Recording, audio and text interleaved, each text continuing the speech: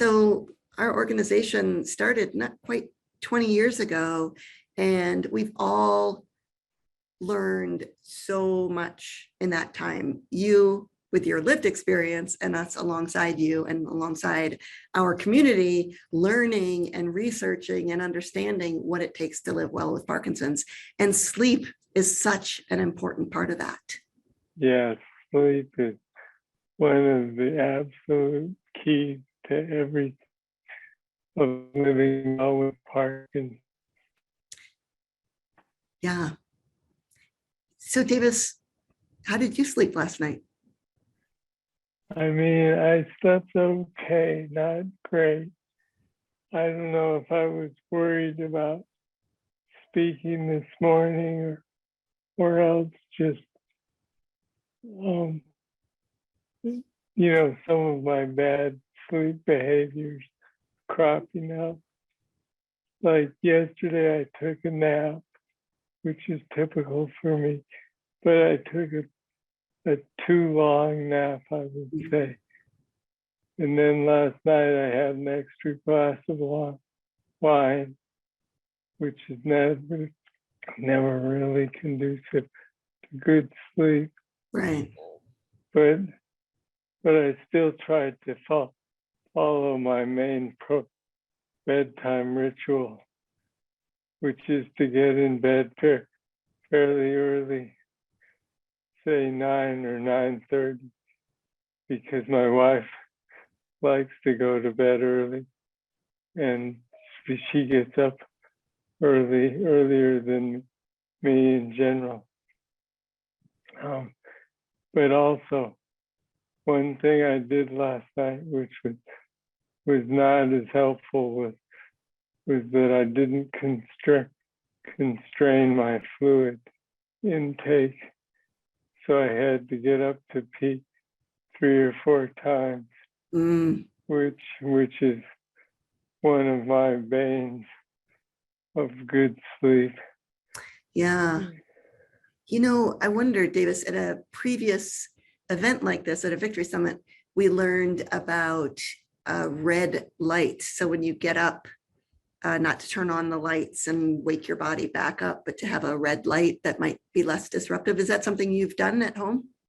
Yeah, we have a little bathroom light that actually goes green or blue, and that so that I have a point of reference of how I get to our bathroom and not wake up and be stumbling around in my closet looking for a toilet. It's not there. Yeah.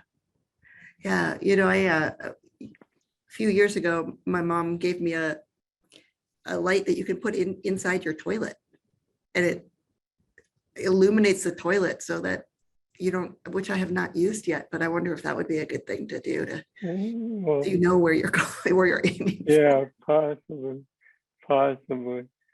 I mean, ours is right next to our toilet, so it works well. Yeah. But some of the things that I've done to improve my sleep over time have been like getting separate beds has been a big one, because I was having some REM sleep disorder, bad behavior, things where I was punching my wife and whatnot when we were sharing a bed. And all of those have pretty much gone away with the separation of bed. And so that's a good idea. So you mentioned REM, sleep behavior disorder. We have some good resources written about that for folks who are tuning in and don't know what that is. I'm sure one of my colleagues will drop that in the chat. So you mentioned so separate beds has helped you. Yeah, and then reading a book on Kindle, which allows me to stay up later because the light doesn't bother my wife. And so that's a good ritual. And then the bad aspect for me is that I'll frequently check my phone for an Instagram post from my kids, which I follow religiously. And that then sucks me down the whole Instagram rabbit hole.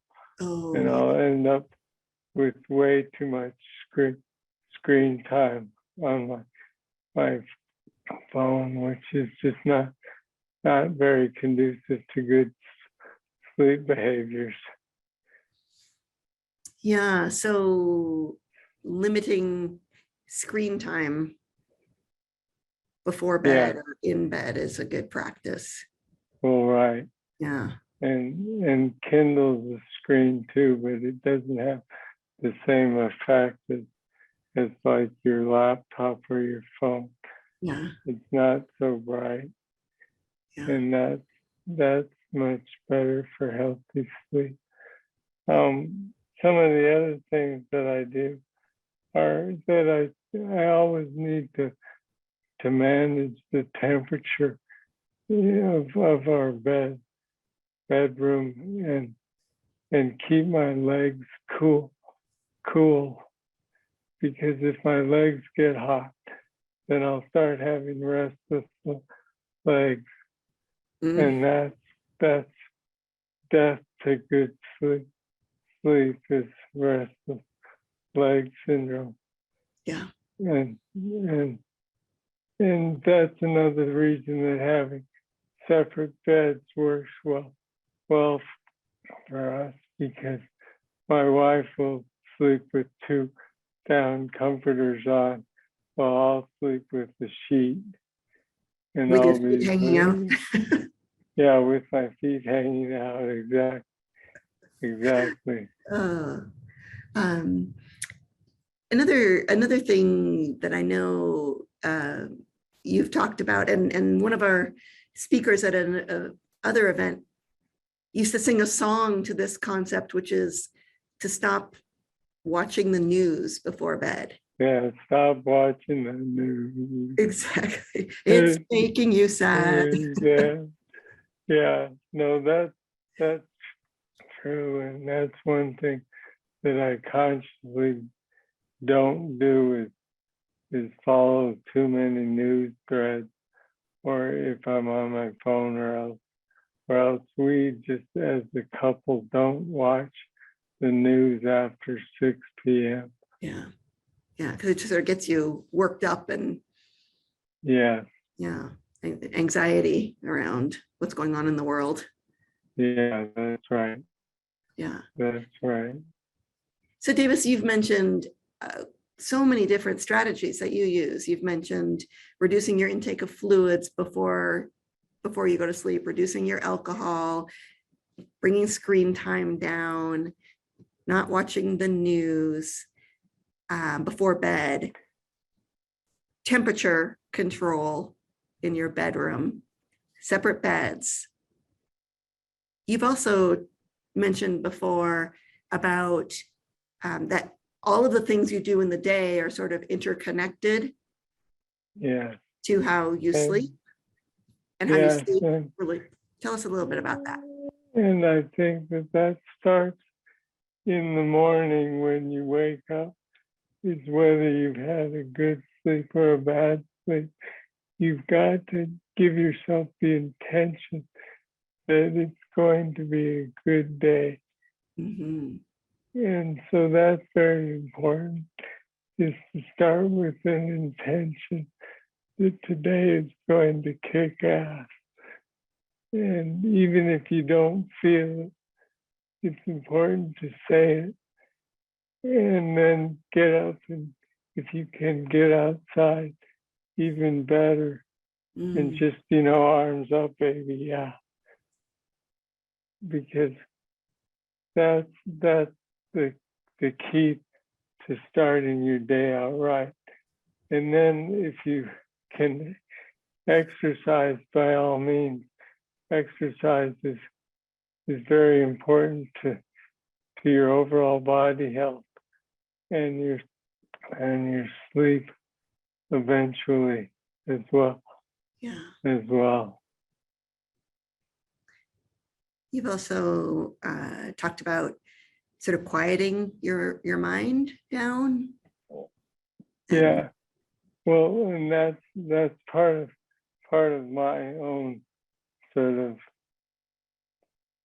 advice to people about meditation is that I'll meditate in a less formal way than many people do, but I'll still have a procedure for when I wake up or when I'm trying to go to sleep, which is to just lay on my back and quietly listen to my breathing and count breaths up to 10 repeatedly.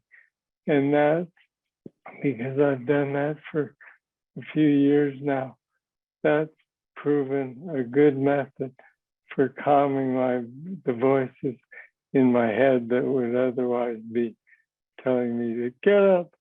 You got to worry about this. You got to worry about that.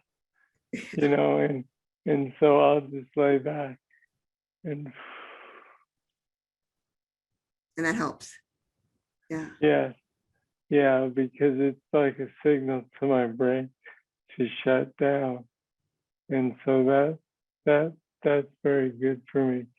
But as you said, Polly, I think the key to sleep is the reason that we need sleep is because it's so good for our whole body. Mm-hmm. And if our whole body is getting rest and recovery and having its neurological responses fulfilled in that way, then we're going to be healthier and better in the long run. Yeah. But I should add one more thing about sleep, which is that the timing of your meds are so important. And so for me, I'll take a long-lasting levodopa tablet from Ritari right before bed. And even if I'm waking up early and feeling sort of agitated, I'll take that same pill in the middle of the night just to hack my system and support it so that I can sleep into the morning a little bit more. Yeah, that's such a critical piece. And there's so many pieces to this puzzle. Yeah. And it's probably changed over the years for you, and it's probably different from before you had deep brain stimulation to after. Oh yeah. I mean, deep brain stimulation has quelled my tremor now for nearly 15 years. And that's been the biggest sleep enhancement that I could have ever imagined. Because pre-DBS, I was sleeping maybe max 15 or 20 minutes at a time.